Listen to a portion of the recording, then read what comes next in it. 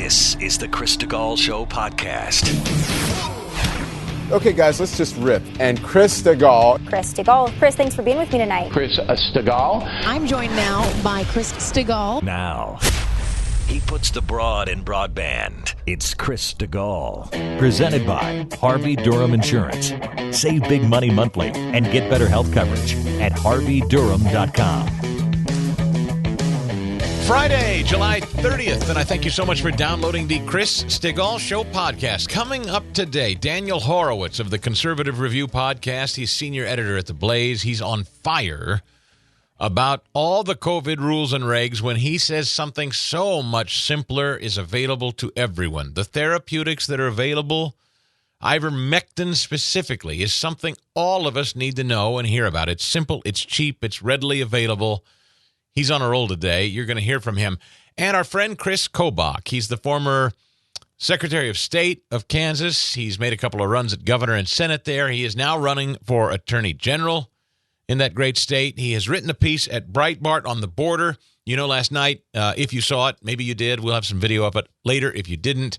My appearance with Tammy Bruce and Katie Pavlich. We were there at Fox News last night on Fox News Primetime talking about this very issue, the hypocrisy of Biden and all these stupid mandates they're talking about. I'm going to get into his presser yesterday, this kind of unbelievable state of new edicts and flirting with a national vaccine mandate. I can't even believe that it comes out of his mouth. I'm going to ask Kobach about that. But again, of course, it's critical to understand why it's happening. You know, it's not just enough to express consternation about it. It's the why. We have to all understand why. So I'm going to get into that today. I'm also going to address the Simone Biles situation, which I have not addressed this week because I frankly just haven't cared enough to. But it's actually my niece, of all people, who sort of inspired me. My niece, Madeline, who's 19, 20 years old now, I think. And she's pretty ticked off about the Simone Biles thing. And I get it. Even though it's not really of interest to me one way or the other, it's something that was kind of tugging at me, nagging at me to talk about this week, but I didn't quite know how, and I wasn't entirely sure what I thought about it until a couple of texts last night, so I want to get into that too. But first, let me tell you about Harvey Durham Insurance, the guy that makes this show possible, one of our title sponsors, one of our great sponsors. Harvey Durham is a friend of mine. He's down there in Nashville, Tennessee, and if you need health insurance and you're thinking about making a switch, your private health insurance either is too expensive or it's just not covering you the way you need to, would you give Harvey 2 minutes of your time and give him a call at 615-572-5790?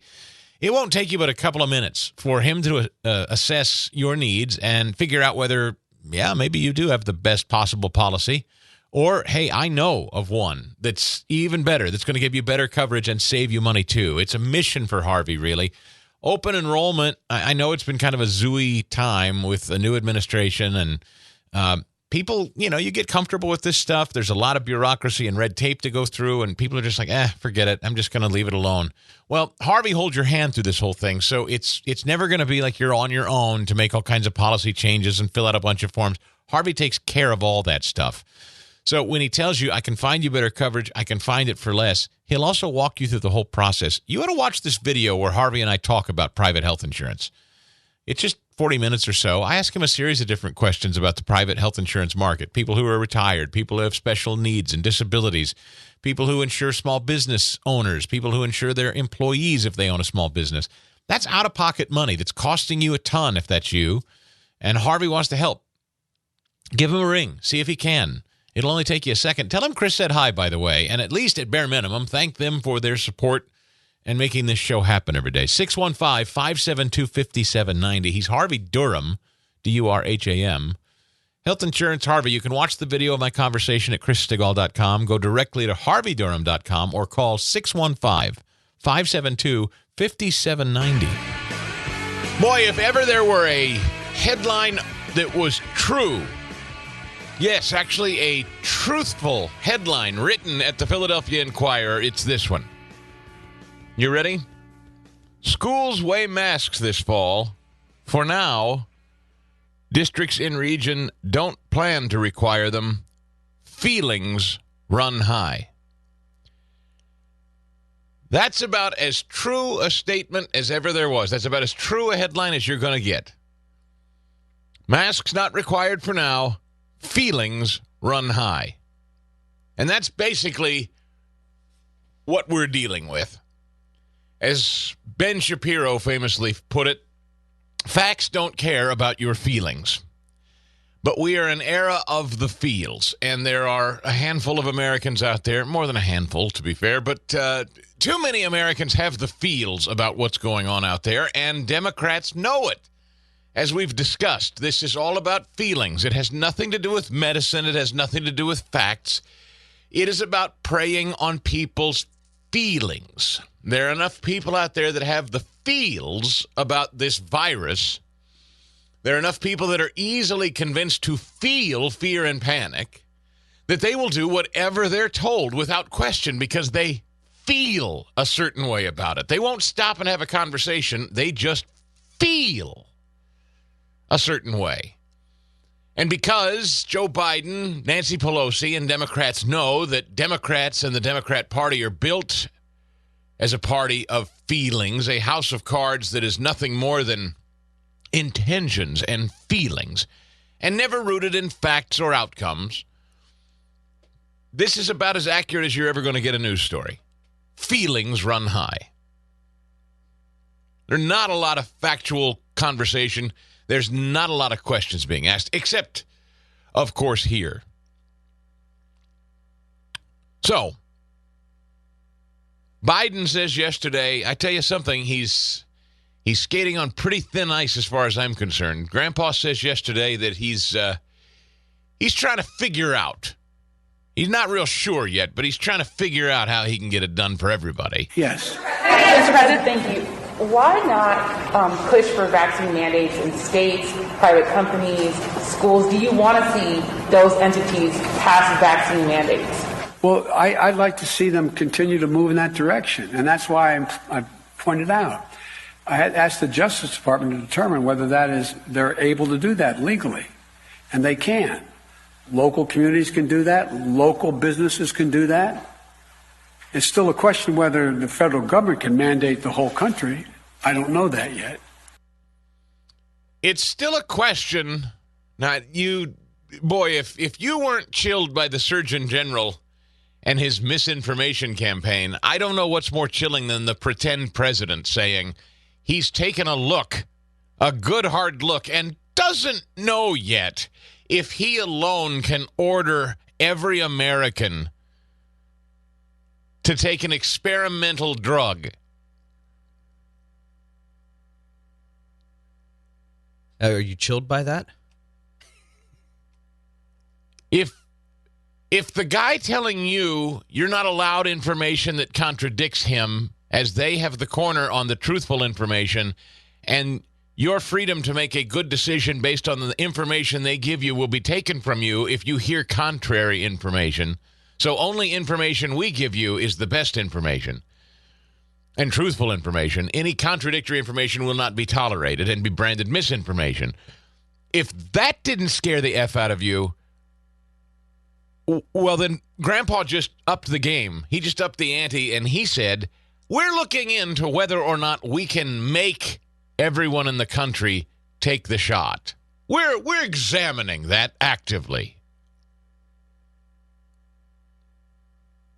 I see. Now, of course, I don't believe that even he believes this. I know they know they're playing with fire. I know they're doing this on purpose. Ladies and gentlemen, all of this is done on purpose. This is antagonistic, and it's on purpose. And while I certainly share the outrage, and yes, it sounds chilling, all I can assure you of is they're doing what they're doing on purpose. They know what they're doing. They know it's antagonistic. They know they're roiling you. They are banking on antagonizing this country into a soft civil war. Whatever they must do to distract you and keep you voting by mail. Most of all, this is two-pronged, and understand everything you're consuming now is about the mail-in vote, mail-in vote, mail-in vote, Let me keep saying mail-in vote. Never forget what we went through in 2020. We play it as a joke, but it's so important. COVID, pandemic, COVID. You know why? They're trying to talk everybody out of voting. People aren't buying at CNN, you dumb bastards. It's not that they're trying to talk people out of voting. The only correction to that clip is they're trying to talk everybody into being too scared to vote in person. It's too scary out there to do anything in person. They're also antagonizing a soft civil war amongst the citizenry. They know they're not going to make, he's not going to make half this country take a shot. And even this old fool knows he can't make half the country take this shot. He knows it. Even saying it is absurd. But they say it because they know what it will instill in certain people. They know the reaction it's going to get out of a lot of people, me included.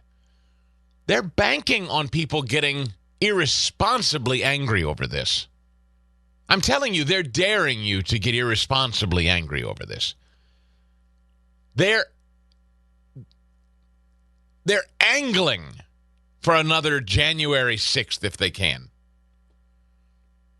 They want this country so angry and at each other's throats that they got to crack down harder, don't you see, on all of these people who are getting crazy.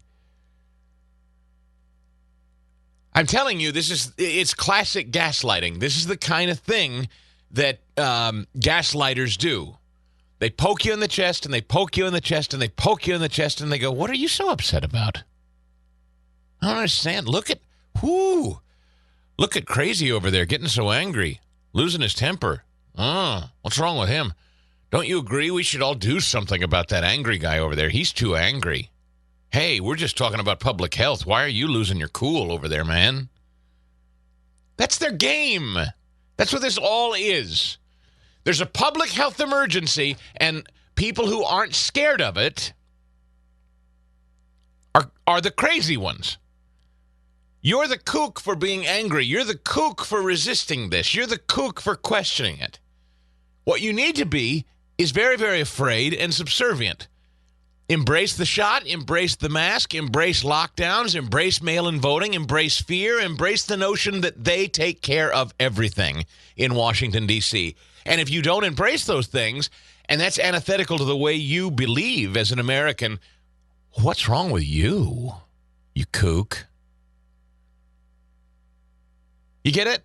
So, like, when you understand what they're doing psychologically, when you understand that they're angling to irritate, they're angling for a fight, they're angling to agitate, gaslighting 101, this is how they exploit. This is how Democrats do psychological warfare with half this country. They know they have the news media in their hip pocket. And they will dutifully go along. I mean, my God, did you hear that woman? Emerald Robinson talked about it. Listen to this woman's question. Don't even pay attention to Grandpa's answer. Yes. Mr. President, thank you. Why not push for vaccine mandates in states, private companies, schools? Do you want to see those entities pass vaccine mandates? I don't know who that is, but there is not a journalist in the world who doesn't understand the American free press who would ask that question. No journalist, certainly no journalist in the United States of America who understands the Constitution and the Bill of Rights would even ask that question. That's not a serious, you understand? That's not a serious question. Forget the fool's answer. That's not a serious question. That is a purposely leading, unconstitutional, antagonistic question that has no place being asked. But yet, a mainstream American journalist asked it. And I don't even care who it was. She doesn't deserve attention. She's a reprobate, but she's part of the propaganda. And Democrats know they have that. For God's sake, she set up the question. She set up the template. She made it sound perfectly normal to have the discussion. There was a time in this country where a journalist would say, surely, Mr. President, you're not insinuating you would by force vaccinate the entire country. And then a defensive president would say, well, of course not. That's not what we're looking into that. It would be a different matter if Biden answered a probing question like, are you sincere that you would try to mandate a vaccine for everyone? Then for him to say, well, I mean, yeah, we're looking at that. Now, that's a real bit of journalism, and that would be shocking. This is like a bump in volleyball. This is like helping your team, you see. This is a set, as they call it, for Grandpa to jump up and spike it. Hey, Mr. President, what do you think about making everybody take the shot? You going to make everybody do it, huh? Huh? Come on. What do you say? Make everybody do it. How about a mandate, huh? Well, we're looking at that. We're certainly looking at mandates. And then you're off to the races, and it sounds perfectly normal, doesn't it? A perfectly reasonable journalist asked that perfectly reasonable question. Why wouldn't the perfectly reasonable thing to do mandate vaccines nationwide? Perfectly reasonable. A thoughtful journalist asked it. So it's perfectly reasonable that the president would say, well, yes, we're entertaining that. And no other members of the media are going to call that out as exceptional either. So when you're the Democrat Party and you've got a media that used to say, that's outrageous, you can't do that in the United States, now say, oh, please, please, please. They're gunning for a fight. They're angling to antagonize you. They know they can't do it. They know they don't, you know what? They don't even have the stones or the manpower to do it, folks. They can't vaccinate and won't, more to the point, vaccinate 200,000 people crossing our border every month. You think they have it in them? You think these people, you think Grandpa or this government has the wherewithal to hold down hundreds of millions of people and force them to take a shot? I'm still betting against Grandpa. It's utter rot. It's nonsense. It's hard for me to even get outraged about it. It's chilling, yes, but I don't think it's real. Yes, of course they want that kind of control, but they can't have it. But now they're just saying it. They used to keep this stuff at bay. This was the quiet stuff they didn't say out loud. They say it out loud now. They mean it. If they could figure out a way to do it, they do it. This is just, it's like saying, I'd love to be a rock star. I mean, everybody knows you're not going to be a rock star. You don't have that kind of talent. But,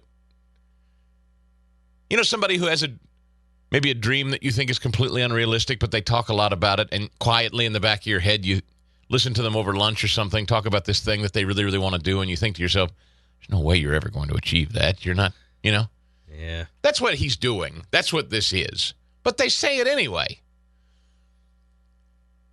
And in this case, it's to antagonize you. I mean, when Biden made this announcement that if you had your shot I sent this tweet out earlier in the week. It was the 13th of May. It's a video, actually. He tweeted it out from his own account. Folks, if you're fully vaccinated, you no longer need to wear a mask. He said it on video. If you're fully vaccinated, you no longer need to wear a mask. He denied he ever said that yesterday. Just said, no, I never said that. You did. 2 months ago, on your Twitter account. I have the video in front of me. He nope, didn't say it.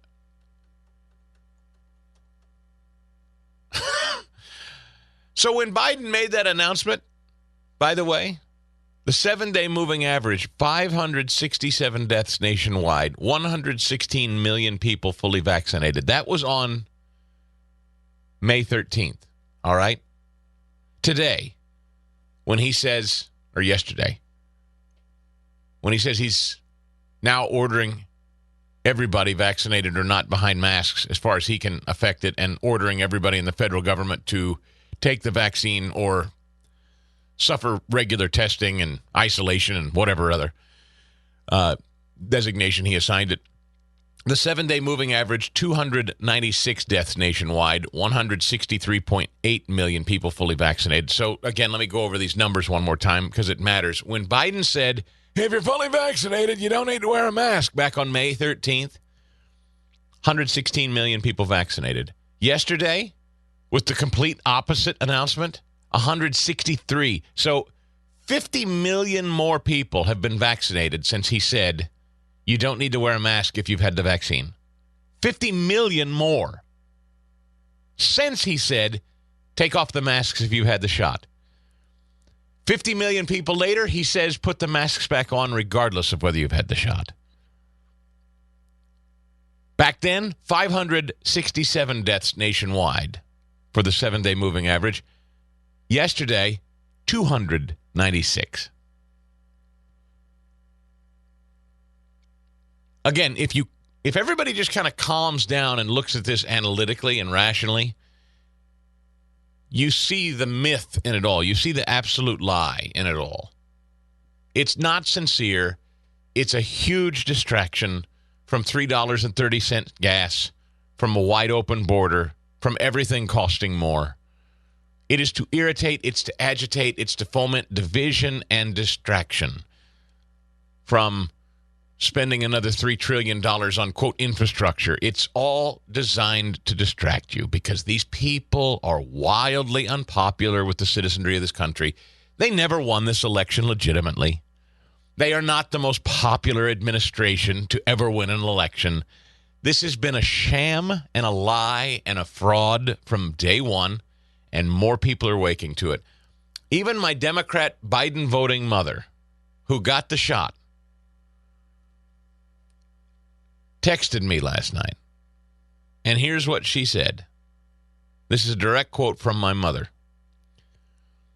May I say I've joined your side. Total BS for those of us who've jumped through hoops to try to get back to normalcy. We were so looking forward to going to the theater tomorrow without masks.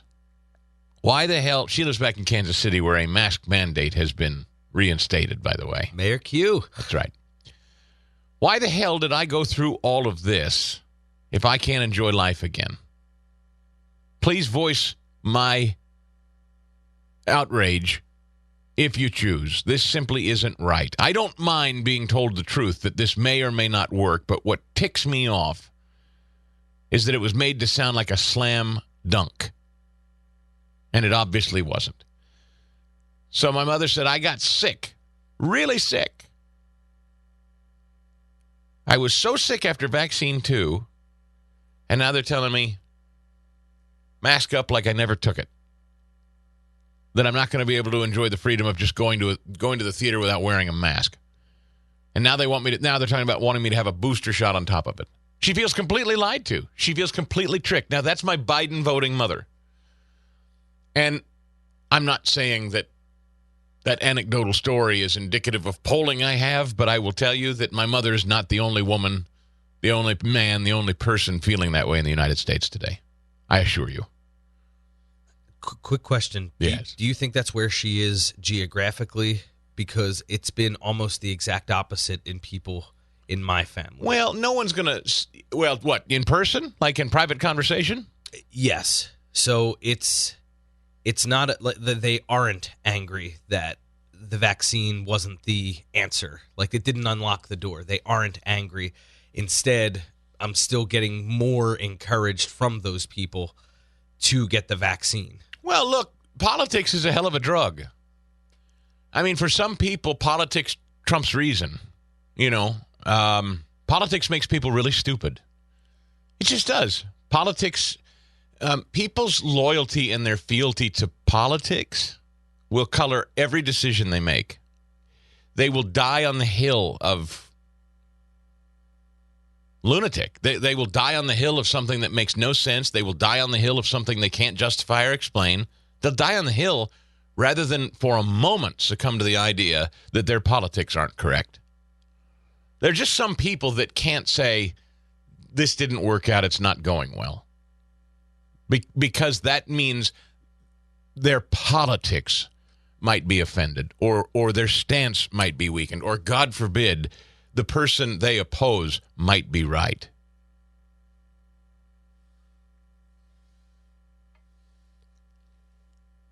And it's sad because all Americans should be able to say, regardless of their politics, this social experiment to force everybody to behave a certain way regarding their own personal health. Where are you good leftists? Where are you good liberals who used to say, my body, my choice?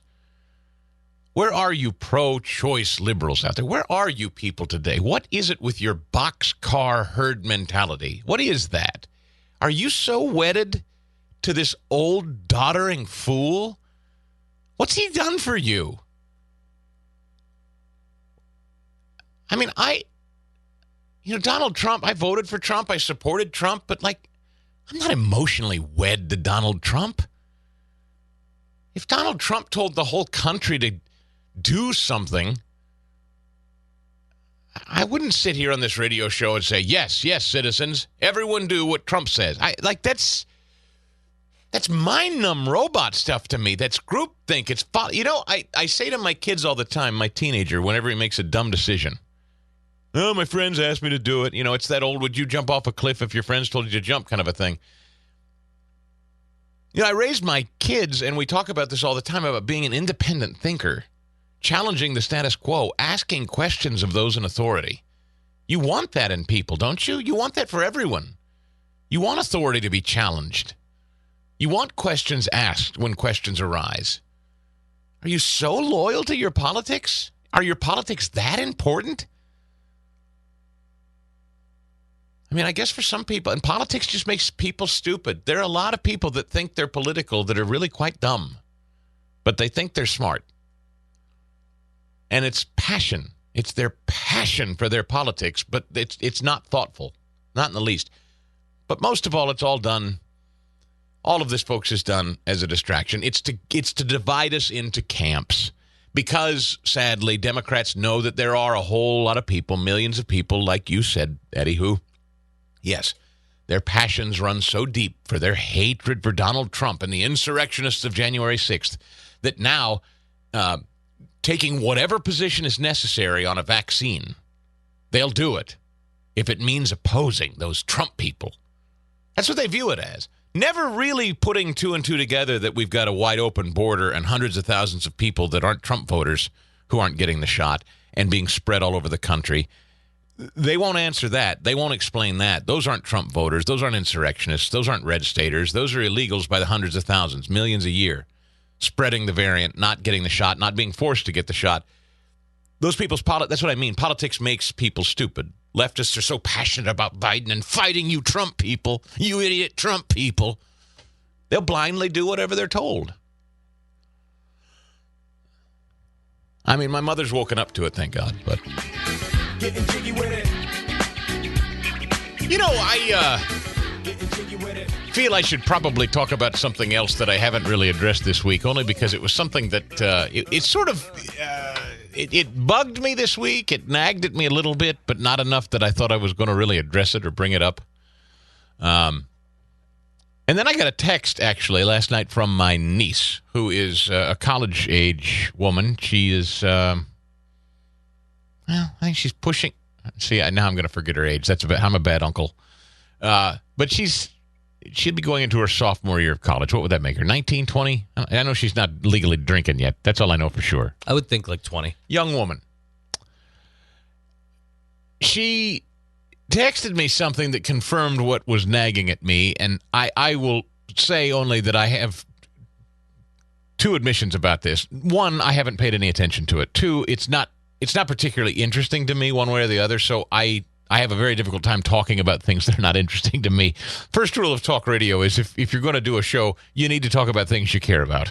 And if you start talking about stuff people tell you should care about, it ain't going to be as good. So I really don't care about the Olympics. And I know that for some people that's just an outrageous statement, but I just don't. It's never interested me personally. And I'm not saying it's a bad thing. I'm not saying you're a bad person for caring about it. It's whatever. It's not a judgment statement. I'm just saying it was never something that interested me. Yes, I acknowledge the greatness of Olympic athletes. And yes, I guess I acknowledge that there's great pride in being the very best in the country and then the very best in the world on a national stage doing that thing. I acknowledge that. It's just not. I have no personal investment in these people. They're total strangers to me. I mean, I say good for them. I wish them well. I don't want anyone to anything but greatness and happiness. So when the Simone Biles thing happened this week, I referenced it here. I saw that she was leaving the Olympics. I knew that meant that was probably going to crush the little ratings that they had. Nobody's watching it, by the way. I seem to be in good company, not watching or paying attention to the Olympics. The ratings are abysmal. But also I'm told that it's just tons and tons and tons of commercials. Now with social media and stuff, nobody has to wait around to see what happened in Tokyo. You can find out on your phone in the morning before they ever broadcast it. When you actually do watch the broadcast, it's like, you get to see one backflip, and then they go to 50 commercials, and then they come back for another backflip and 50 commercials. And I'm told it's just been painful to watch as a presentation, that it's all chopped up and edited and huge commercials. So people that have watched it have complained it's so commercialized, it's almost unwatchable anyway. So whatever. It's not being well watched. Simone Biles, one of the most spectacular athletes in the world, tops in her field of gymnastics by a lot. Nobody questions her prowess. Nobody questions her talent and her skill. She ultimately bails out this week, and we talk about the fact that she bailed out, and that was that. I started to see my fellow conservatives, hosts and commentators out there, I started to see them attacking her for dropping out.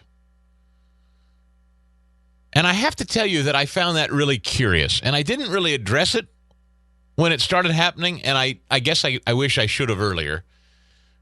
Only because I want to say I don't see any use, and I don't understand the point in making everything all the time a cultural flashpoint that we have to debate and take issue with and whack like a piñata. I don't understand beating up Simone Biles. And I have a lot of colleagues that really felt like they needed to die on the hill of taking a 2x4 to her for making a personal decision that she just mentally couldn't do what she needed to do. And I have since read and learned from a lot of people that if you go into gymnastics and your head's not in it, you can literally paralyze, if not kill yourself, trying to do the things they do if your head's not in the game. Who the hell am I to criticize the woman for deciding she's not mentally capable of doing what she needs to do and that it could be dangerous to her, so she says, I'm getting out. I started hearing all these conservative hot takes. This is the Olympics, by God, and you got to power through it. You got to be made of tougher stuff than that. What is she going to pass because she's a woman? I just thought to myself, what a weird... all these tough guys thumping their chest about Simone Biles this week, my colleagues, and I just thought, guys, I'm not sure this is the hill we need to be dying on. It seems like there's much more important stuff to be talking about. Why are you beating the hell out of a woman who's made a personal decision that she can't compete because she's having mental struggles? Why would you ever kick somebody around like that? What's the use in that? And my extraordinarily conservative niece texted me last night just as I'm getting ready to go to bed, and she confirmed my instincts were right. And I wished I had said this earlier, but she texts me a screed that she has just about, and she names names. I'm not going to name names, but she's been listening to some podcasts and some others and some of my colleagues who've been doing this chest-thumping bit about Simone Biles. And she's a quitter, and she gave up on her team, and she gave up on her country, and she needs to be mentally tough, and, this is her fault for putting herself out there as a... She said, do you understand what you're doing to the conservative movement when you beat up on a black female gymnast who is beloved with young people across the country and around the world? Do you understand the message you're sending? And she's absolutely right. My niece, 20 years old, she's 100% right, and that's what I felt, but I didn't really talk about it because I don't care enough to get involved. I'm not invested in Simone Biles to comment either way. It's her business. Okay, so she doesn't feel like she can compete. Whatever. I don't have money on it. What the hell? Why take shots at her? I don't understand it. I really didn't then. And then my niece perfectly encapsulates what's so wrong and flawed in doing so. When you're beating up this woman who is universally beloved with young people who pay attention, you're sending a very poor message. I completely agree. What a stupid hill to die on. I would say to my colleagues who think that's worth their time. I don't understand that at all. So I just wanted to go on record as saying you're not going to hear me doing Simone Biles consternation monologues because I don't know the woman. It's none of my business, and I'm not really that invested. I wish her well. That's it. I have nothing more to add. I'm more concerned with the fact that we have a government that wants to lock us up, mask us up, shut us down, and keep the borders freely flowing. That concerns me more than Simone Biles. I don't feel like we need to do a lot of chest thumping about a gymnast. Thank you very much. All right, anyway. We go to my pal Daniel Horowitz at The Blaze, who has written brilliantly on so many issues and always does, and when he can make time for us to stop by and talk, we value it. One of the things that he wrote early on and we referenced earlier this week was about ivermectin, something you may or may not have heard of in this COVID battle. There's much to discuss, and Daniel, we're so glad you're back. Good morning. Great to be with you, and I never knew some of our conservative colleagues in this industry had so much gumption. Wow, I mean, boy, do we have a lot of issues we could have used this on. A lot of rhinos, a lot of red states where their voices could totally influence the trajectory of our country on border sovereignty, crime, COVID fascism, saving lives with the right treatment while blocking the wrong treatment, forced injections, forced masking. Wow, I mean, we've been missing this passion the last 17 months. Yeah, no, isn't that right? Isn't that right? And so I felt the same way. Are you talking about Simone Biles? Is that what you mean? No, exactly. I have no opinion. I don't understand it. I don't care. I don't follow it. But it's like, you know, it's emblematic of what I talk about on my podcast, that too much of the conservative movement has become about talking points as an end to itself, yes, not about discernible policy outcomes, which is really what we're all about. I mean, you could speak about something lighter or different once in a while, but when something is so isolated to one human being, I don't know. I mean, you know, I don't want to get involved in that. It is what it is. No, I think it's lazy, if truth be told. I think it's just like a cultural flashpoint. It's just lazy. It's not even real. I'm not sure why the, bravado on it. But anyway, yes, let's talk about some really substantive, important stuff, which is what you always do on your podcast and also at The Blaze where you write. I'm not familiar with ivermectin really as a therapeutic. There have been many successfully introduced, and you say it's just a crying shame, if not maybe even a crime to humanity, that more people in medicine don't have access and aren't able to distribute this to people. This is a real tool in the toolbox of fighting COVID, vaccines aside. Sure, this is really the most important issue of the entire COVID debate, and it's the most illuminating fact that we're seeing. And I don't want your audience to focus on any one drug. It's not about hydroxychloroquine or ivermectin. It's about this. The same government, media, corporate complex that has elevated COVID to the most important, threat of all time, that has failed to overturn a single stone to deal with the virus at a very painful cost and zero benefit. Everything they've done has failed. The one thing they haven't done, and indeed they have blocked and censored, is actually treating the virus. No, I'm serious about that. I'm really serious. They're talking about wear a mask, stop the spread of something that 50% of the world got over 17 months. Like, what? Huh? And then vaccine, when even the best estimates show it clearly has a much worse risk versus benefit spread than was advertised. But they don't treat it. The only thing they do is offer remdesivir at $3,000 a pop. Wow. Every study has shown it doesn't work. Anecdotally, it doesn't work. You go to NIH's treatment protocol, that is all they offer people, 0 outpatient and then inpatient-only remdesivir, and you have to be inpatient to get it. Our treatment is just as primitive as it's been 17 months ago. Now, here's the thing about the virus. It's not novel biologically in the way it works, in the sense that, like, your eyes bulge out or something, or like you spontaneously combust. There is a very logical thing to what occurs. Now, it could be very dangerous, but here's what happens. The virus is not much of a problem. Cold or flu, like anything else. But some people then get, after the viral replication phase, they get this inflammatory response, where it's your immune system that fails to ramp down and it's fighting your body, and that leads to this pulmonary inflammation where, you see people's blood oxygen levels plummet and they can't breathe, and that's the main problem. There's several others, but that's the main thing that gets people into trouble.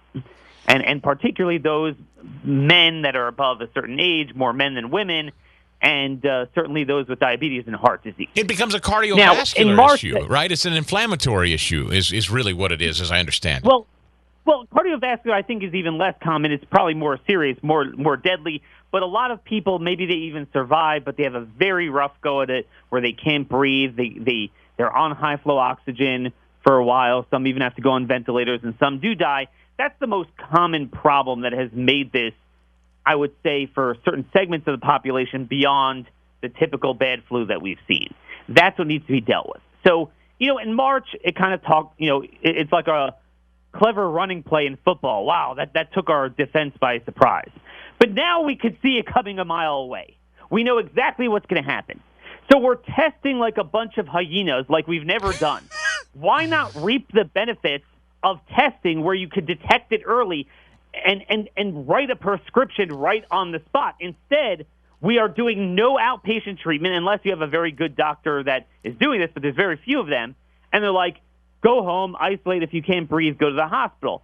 That's unacceptable. It's much harder to treat what's called a cytokine storm. That's what this is. Once it occurs, it's much easier to preempt it. There are about at least a dozen cheap, repurposed, known therapeutics that have very good anti-inflammatory qualities that seem to specifically work for this. Ivermectin seems to be the broadest, and it's also just been around for a while and has a very broad motion of action, mechanism of action in the body, and very safe. So I've been pushing that, but there truthfully are others. There's famotidine, which is the active ingredient, and Pepcid, the heartburn medicine that's over the counter. You could get that as well. There's strong data. And what the government has been doing is, shut up. Don't talk about it. Not enough trials. Well, there's been 30 randomized controlled trials on ivermectin, 60 total studies and analysis. Not large enough sample sizes. Yeah. Well, okay, so you guys are going to conduct one, right? No, we have no plans of doing it. The point is, it's not like they're saying, look, I don't like that type of treatment, but here's the treatment we're going to offer. They don't have anything to offer, and they have no intention on looking into it, and there's a reason for it. They don't want a cure because they want the fear, they want to control people, and they want to, and it's all the vaccines all the time. Once they knew last May they were going to dive head first into vaccines, the NIH stopped looking into therapeutics. But now that the vaccines have been proven to be, even in the most optimistic view, at least glass half empty, if not a crap sandwich, then or that it wears off temporarily, after 6 months, which is a very strong indication now. We'll see. We need a couple weeks more of data. But the point is, there's always going to be a need to actually treat this. It's become endemic. Everything we have done at a painful cost has not worked. Why not try this stuff that is so cheap, very safe? See, the thing is, Merck and Pfizer are working on wonder drugs. Two things. Number one, they're going to cost thousands of dollars. Number two, they're new. So it's going to require a long period of time to see, are they safe? The beauty of this stuff that these grassroots doctors have discovered is that they already have a safety track record on being used for, bacterial stuff or parasitic diseases or lupus or heartburn, whatever it is. It's usury, so we know it's safe. The question is, does it work? And there's good evidence it does. But that is the reason why I wanted to give you the broader view. It's not any one therapeutic. They oppose early outpatient treatment, which is what would flatten the curve and keep people out of the hospitals in the first place. So you, Daniel Horowitz, at Conservative Review Podcast and The Blaze, if you were to be diagnosed with COVID, if you tested positive, you at this hour would ask your doctor for ivermectin. At this hour, I thank God that I've gotten into this field for a living that has, one of the greatest things about COVID is I've made a lot of great friends that I've met, because I've been about, immigration and limited government, so I never dealt with, good doctors. I've had a bunch of them on my show. I have not only done this, I've done this for my podcast audience, people that have had parents. They're like, hey, I'm worried. They're 70 years old. They just got it. I said, wait a minute. Let me get you on the phone with Dr. Ryan Cole, Dr. Peter McCullough. And you know what? As busy as they are, they took their phone calls. These are not VIPs, these people, regular show audience, and they have nowhere to go. The government doesn't offer it. The media doesn't put out information on it. It's disgusting. Yeah. It is truly disgusting. And again, the only thing they are using, they're like, 60 studies for ivermectin is not enough. Okay, well, how about -1 studies on remdesivir? There's not a single one that shows it works. And the WHO randomized trial showed it didn't work. University of Iowa study shows now that it elongates hospital stay, and we're spending $3,000.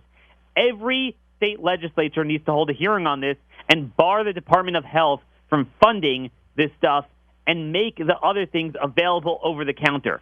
We are not doing to the vaccines what they're doing to ivermectin. We're saying you want to make it available, fine. You want to even make it available for free, which they are, fine. Just don't shove it on us. Don't force us. But at least allow us the right to try other things that are showing a lot of promise. But see, this reminds me of back when, and I, hydroxychloroquine I know is an old bit of news now, and it's been kicked around a lot, but it reminds me last year when I had Dr. Fauci on this show, and I asked him then about hydroxychloroquine. Now, if you were my doctor, I said, Dr. Fauci, it's the only time I talked to the guy. And this was early on when people started mocking Trump for floating it out there. And I said, Fauci, if you're my personal doctor, and I said, I'd really like to try hydroxychloroquine, would you allow it? Would you recommend it? He said, sure, of course, yes. I mean, he heartily endorsed the notion of it at the time because he said we use off-label drugs all the time. Then, of course, in time, he backed away from that and said you were a kook for even bringing it up.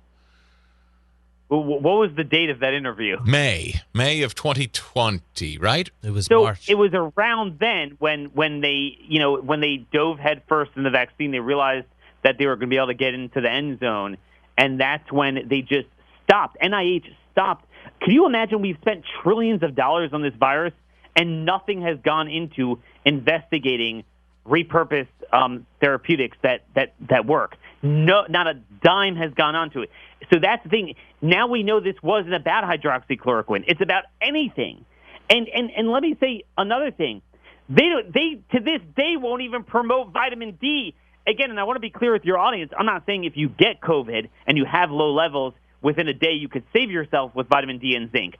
But we've had 17 months now for people, and 70% of people are deficient, to bulk up their vitamin D and zinc and C, and there's other stuff, selenium, B6, B12. There's other things that are very important to take that full blood panel. If you are that worried about COVID, that you're going to take an experimental shot with a lot of side effects, if you're that worried about COVID, that you're going to upend your life and not see your grandkids for 2 years, then by golly, you should be take a blood sample, know what your levels are, and I will tell you this. The difference between COVID hitting you when your D levels are 10 to 15 versus 30, 35, and certainly 40 is night and day. It is almost impossible to get that inflammatory reaction if you have sufficient vitamin D levels. The benchmark seems to be at over 30. There is unanswered academic studies. Despite all the censorship, they are unrefuted, uninterrupted stream of evidence. And Fauci himself, we now have an email from the FOIAs where he says he takes 6,000 IUs a day. Right now, they recommend with those stupid multivitamins 800, which is nonsense. If you are a senior, if you are, even really anyone, but certainly a senior, you need much more to closer to what Fauci is taking. They are right when they say every death now is avoidable. They are right, but not the vaccine, because we're seeing in Israel it's not helping. What is true is that we've had 17 months to bulk up our nutrients and our vitamins and our immune system, and we now know even if you do get it, there are so many cheap therapeutics. And again, the important thing is it's not any one drug. Sure, it's a cocktail like any other thing. Yep. This is 70%, this is 80%. But if you have the right antiviral, anti-inflammatory, steroid, maybe for some people doxycycline or azithromycin if you're worried about the bacterial pneumonia infection. And, different doctors have different cocktails, but this is what should be studied. We should have this down to a science by now. The exact dosage, the timing, do you take it on a full stomach, what stage? I mean, we've done everything but actually study this. To this day, people are like, I got COVID. What do I do? Shut up, wear a mask, go home, and I have a ventilator waiting for you. That is unacceptable. Daniel Horowitz is the host of the Conservative Review podcast and senior editor at The Blaze. We're out of time, but I would just ask, I know you're now advocating, and I certainly agree, I like the cut of DeSantis' jib. He's the closest thing to, I think, what you're demanding of red state governors. Time to step up, time to push back and say, no, CDC, you don't govern my state. Like you may, you can take your edicts, but they stop at my state's border. That's what you're asking red state governors to do. I applaud that. Absolutely. And in Pennsylvania, you have control. Republicans control the legislature. They need to make it clear that all these billions of dollars of COVID funding should not be going towards ineffective things by their own standard. Remdesivir and the vaccines, you can make them available, but stop promoting them. They've run their course. Start putting it into cheap therapeutics. Public health is not about control. It should be about empowerment. Hey, it's circulating in your area. If you're vulnerable, you might want to prophylax on certain things. Take it preemptively. Here are the dosages. That is what a government that actually cared about saving lives and their people would do. Smart stuff always, Daniel. Thank you for bringing it. I appreciate your time today. God bless. Have a great weekend. How cool was this? I got a note from Margaret. She said, hey, I wanted to say, Chris, I am so thrilled about Bob Spinato, and I thank you for recommending him. I finally went. It was the most excellent experience you could possibly have at the dentist's office. You were so right on. I love listening to you. That's from Margaret. I don't know where Margaret lives, but she sent along a picture of the whole little going away parting gift packet that Dr. Bob gives all of his patients, and he does. It's really nice. Toothbrush, some floss, some gum, some there's a whole thing in there. Some water. Like back pre-COVID, there were even soft pretzels in the lobby. I think they can't do that now because of the damn COVID laws, but he'll get back to that. It's just a real, it's a high-end experience in dentistry. It really is, but that... I don't mean that in a snobby way. I mean that in a really compassionate, comforting way. It's, I don't know. Until you experience it like Margaret did, it's going to be hard for me to plainly articulate why Dr. Spinato is different. It doesn't feel clinical. It feels like you're visiting friends, and they're so obsessively concerned with your comfort level. Look, I have had calls from people, like I got a call from, I've played the clip here, a guy who says he's been on the road, he's a trucker, hasn't been to the dentist in decades. He finally took my advice, and he went to Bob, and he was so pleased that Bob didn't judge him, and Bob didn't, look into his mouth for the first time and go, whoa, I can't believe you haven't been to a dentist. Bob's just not that way. Bob does not want to hurt you. Bob doesn't want to judge you. He wants to make you feel comfortable, at ease, and most of all, he wants you to come back. You will love this guy. You will love Bob Spinato. You'll love what he can do for you, just like Margaret, just like my trucker friend the other day who gave us a call and said he went. I would tell you this, a $250 teeth whitening is yours. No, it's $200. I'm sorry, I said $250. $200. Bob Spinato will whiten your smile for $200. Now, he normally does this for $500. He's going to give it to you at his cost. At his cost. So that means he's actually going to lose a little money on it to whiten your smile professionally if you're willing to come in and meet him. He's in Broomall, Pennsylvania, just outside Philadelphia, right off the Blue Route. I have an appointment with him coming up, as a matter of fact, next week. My regular 6-month appointment. I never made my regular 6-month checkup with a dentist until I met Bob. Now I go. Enthusiastically I go. Also, he overhauled my smile, gave me a beautiful new smile years ago that I was just showing off last night on TV, as a matter of fact. And I like to take care of it now. And I know it's not going to hurt. Isn't it nice to know you're going to go somewhere and it's not going to hurt? They're great. Trish, my hygienist, she's the sweetest lady. The Marie and the people at the front desk, I love these people. I've gotten to know them over the many years that I visit. They're all so kind. They're all so lovely. You're going to love Dr. Spinato and his team at Williamsburg Dental. That whitening, like I said, he only does that for podcast listeners, by the way. Only you guys. So if you call 610-353-2700, 610-353-2700, or williamsburg-dental.com. Make sure you say, I was listening to the Chris Stigall Show podcast. I heard him talking about you. I'd like to do that whitening that he offers for the $200 value. But make sure you specify you heard about it here on the podcast, all right? He's Bob Spinato. He's at Williamsburg Dental. Send me your notes and let me know your experience. He loves to hear them, too. I'll be seeing him next week, so I can brag on you a little bit. williamsburg-dental.com.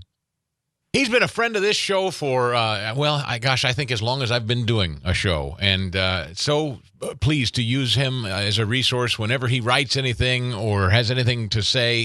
It's always of use. And he's just written a brand new piece at Breitbart. Headline, Biden aids and abets the spread of COVID while demanding Americans get vaccinated. He's running for Attorney General in the great state of Kansas, served as Secretary of State in Kansas. And he has been... he's advised the president, former President Trump. He has represented countless entities in immigration fights and border fights around the country. He's an expert in immigration law.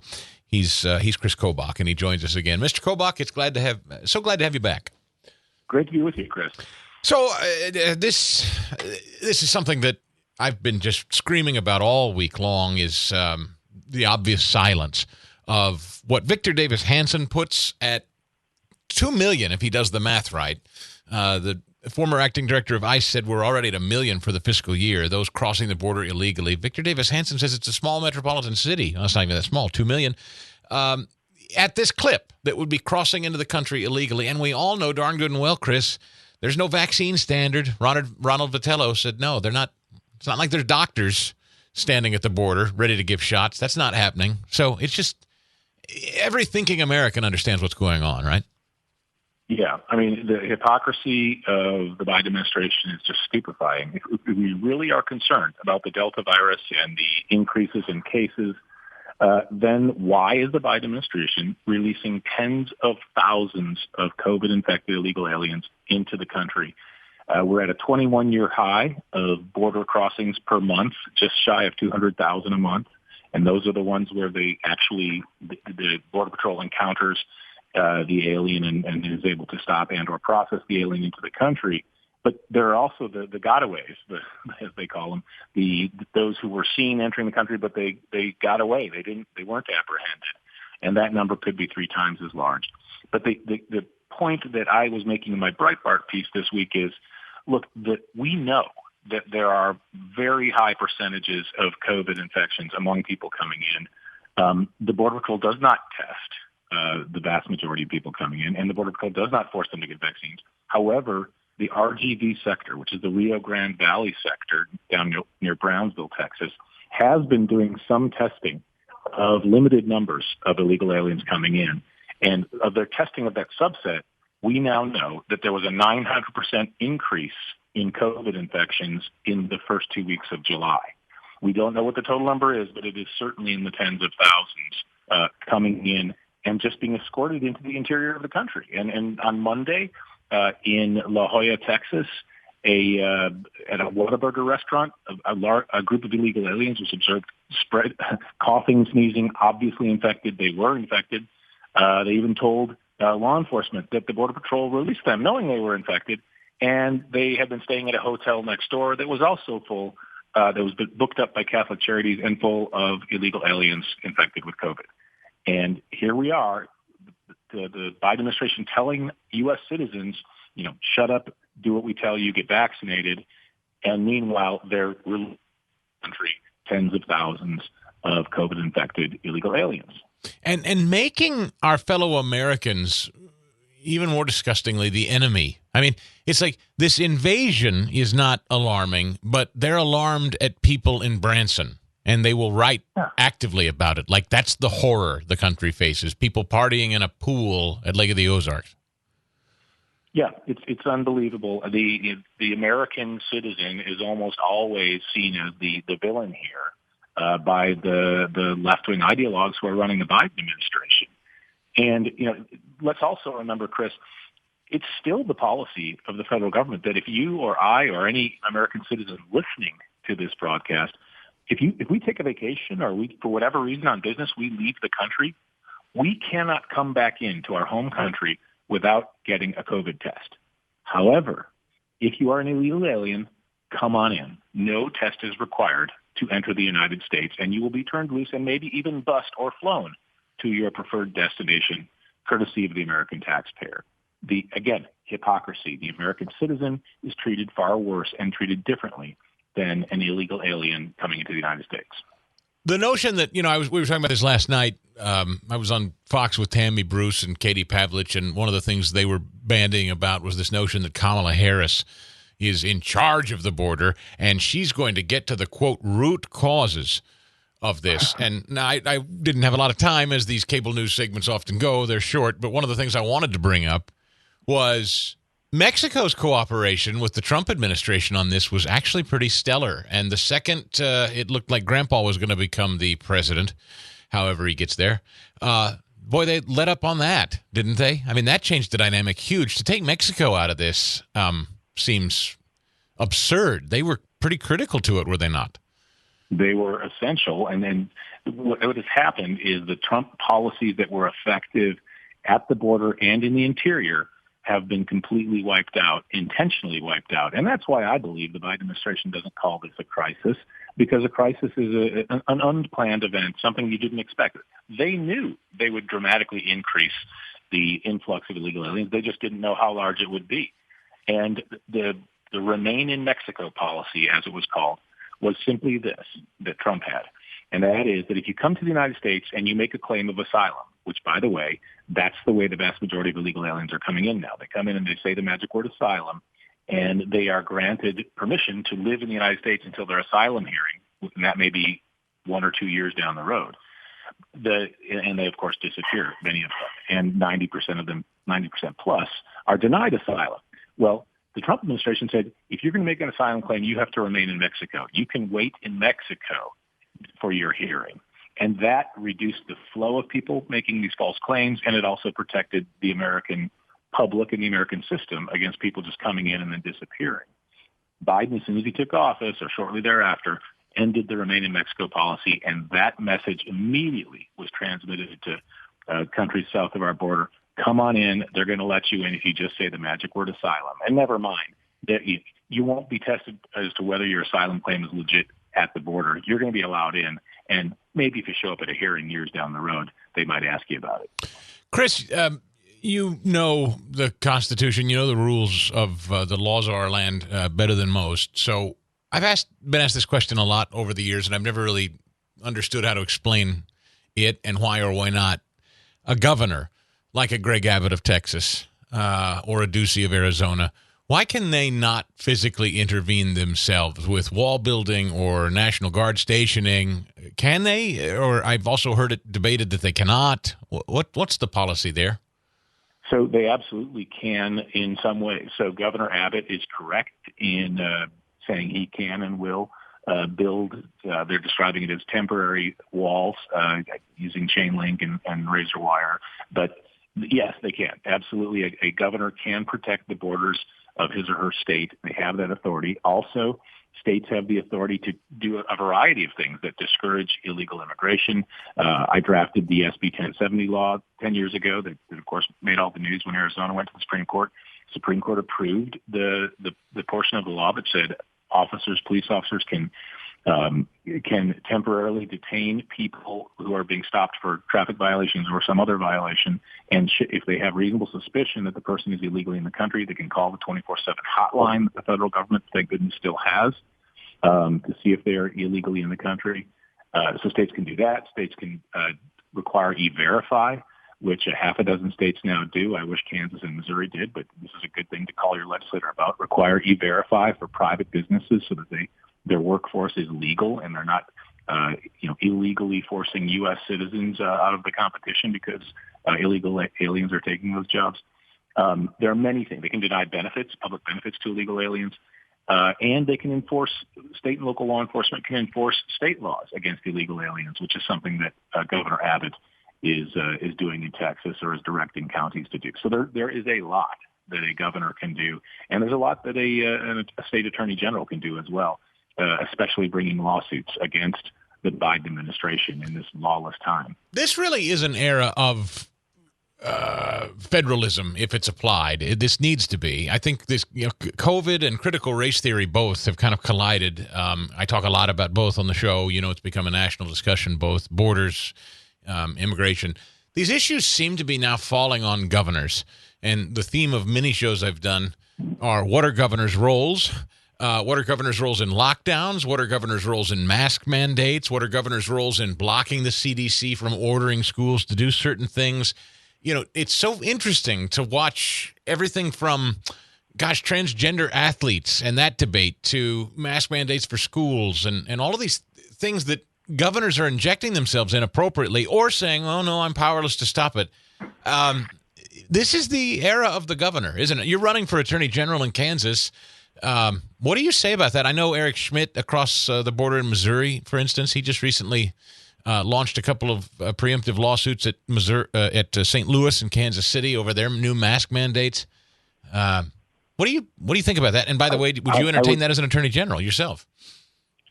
Absolutely. I mean, the attorneys general have to be willing to step up and either sue the federal government if the federal government is infringing on our Second Amendment rights, or you name it. There are a whole bunch of laws that the Biden administration has either already broke through executive orders or is talking about breaking. And if a locality is violating Kansans or Missourians' rights, then an attorney general absolutely needs to step in, and I will be doing that, and we'll be very vigilant. But as to your theory or your idea that it's the era of the governor, I would modify it just a little bit and just say this is a time when states need to step up, because in many cases the governor may not have the authority to do what needs to be done. For example, I have been pushing states around the country, and especially Kansas, to adopt a law that would prohibit private vaccine mandates. In other words, stop private companies from mandating that every customer or every employee must have the vaccine. That is something that requires a state legislature to act. In most states, including Kansas, the governor alone wouldn't be able to do that. So, and if people who are listening want to encourage their state legislator to support that bill, there will be, in the Kansas side, Senator Mark Steffen is submitting that bill, one that I drafted, to stop private vaccine mandates and to stop state vaccine mandates. That'll be in this January when the legislature starts up again. It'll be a Senate bill. If you're on the Missouri side or some other state and you want to encourage your state legislator to do that, go to the Alliance for Free Citizens .org website, Alliance for Free Citizens, and there you'll find a model bill that I've drafted to protect the people of that state against these vaccine mandates. So it is the era of state governments to protect the rights of U.S. citizens. Yeah, I'll close with this, Chris Kobach, running for Attorney General in Kansas, former Secretary of State of Kansas. When you talk about public health crises and pandemics, what are the limits on government? Where are the bumper rails? Are there ever instances where a government for instance, let me just play this for you and get your reaction to this. Because there's a part of me where it's jaw-dropping. There's another part of me that thinks it's just purposely antagonistic, and he knows darn good and well he can't pull this off. But I'd love your interpretation. This exchange yesterday at the White House. Yes. Mr. President, thank you. Why not push for vaccine mandates in states, private companies, schools? Do you want to see those entities pass vaccine mandates? Well, I'd like to see them continue to move in that direction, and that's why I pointed out. I had asked the Justice Department to determine whether they're able to do that legally, and they can. Local communities can do that. Local businesses can do that. It's still a question whether the federal government can mandate the whole country. I don't know that yet. Yes. It's still a question of whether the federal government can mandate the whole country. I don't know that yet. I'm not even sure even he means that, really. He may actually know the answer to that question because it is an emphatic no. The federal government does not have any authority. That's why every lawyer around him, even the most left-wing biased lawyers, are saying, yeah, the feds really can't do this. The federal government does not have the authority to force a vaccine mandate on the country. The only federal power that could come close would be the commerce power of Article 1, Section 8. And the Obamacare decision years ago said very clearly the commerce power you can't force Americans to buy health insurance. They don't want to be in that marketplace. You certainly can't force them, therefore, by extension, to take a vaccine they don't want to take. And as far as state governments, there the power is greater to impose a mandate, but even there the Constitution protects us, because even though the state government in theory would have a power to do something concerning vaccines, the 14th Amendment protects us. There's a liberty interest in the 14th Amendment, again, to bodily integrity, and that includes not being compelled to take something into your body that the government says they want to. And by the way, where are the my body, my choice people of the pro-abortion movement? Their silence is deafening. Bingo. Chris Kobach. Oh, man. You and the First Amendment. Yeah, well, that's exactly right. And how about members of the press cheering on that kind of authoritarianism? I mean, can you imagine that the members of the media are actually saying, hey, why won't you just mandate the whole country do it? I mean, it's staggering. Anyway, Chris Kobach can be found at his website, Chris Kobach, that's Kobach, and that's Chris with a K, so KriskObach, chriskobach.com. He's running for Attorney General in Kansas. This latest piece at Breitbart, Biden aids and abets the spread of COVID while demanding Americans get vaccinated. Thanks for your time, my friend. I hope you have a great weekend. Always a pleasure. Likewise. All right, guys, I'm going to have to wrap it up today because I don't mean to continue to punt on mailbag. It's just I can't give it its proper due given the schedule that I'm on this week. It has been crazy, and I like to spend some time in mailbag when I go in there, so I'm going to have to punt one more week. I apologize. I'm not going to bore you with all the details why, but trust me when I tell you, I get your emails. I read them all. Please keep them coming. Give it a 5-star review and a written review at Apple iTunes, this podcast, if you don't mind. I love to hear your thoughts. If you have any questions or thoughts or comments, keep them coming. chrisstegall.com. My email address is right there. You can sign up for my email list. You can follow along on Twitter, Facebook, Instagram at Chris Stegall. I'll have the video of my appearance with Tammy and Katie last night on Fox a little later on those social media platforms if you want to watch it. And I hope you have a great weekend. I am so very glad that you're here. And I remain optimistic. I think the American public is waking up. I do. And if they're not yet, then we're going to continue to pray they do. And until they do, we're going to be here. And we're going to gather, and we're going to be of good cheer, and we're going to continue to grind hard to make sure that this country continues to be made free. And that we have governors, school board members, elected officials that work for us and keep the federal government at arm's length. That's the goal. Government that governs best is the government that's closest to us. And you and I have a lot of influence over those people if we choose to engage. So let's go out there and do it. Have a great weekend. We'll see you tomorrow, or I guess Monday. Not tomorrow. I'll see you tomorrow. Monday. I will have another podcast special dropping this weekend on CRT and the church, which I have not gotten to yet. Oh, folks, it's been crazy, but I will have one more special for you to listen to this weekend on the way. And with that, I'll see you when it turns August next. Wow. The Chris Stegall Show podcast.